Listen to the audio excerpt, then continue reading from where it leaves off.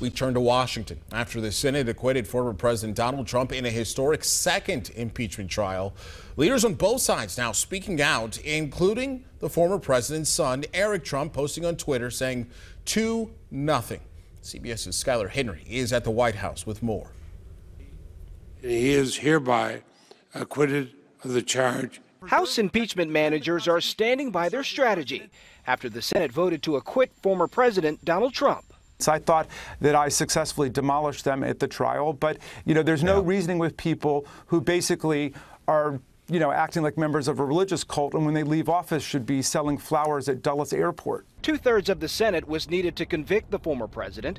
7 Republicans sided with Democrats, including newly re-elected Louisiana Senator Bill Cassidy. He was immediately censured by the state's GOP for his guilty vote.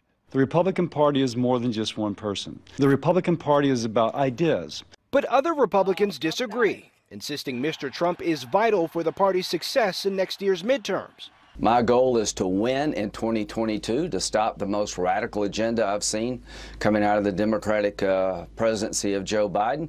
We can't do that without Donald Trump, so he's ready to hit the trail, and I'm ready to work with him. Others are cutting ties.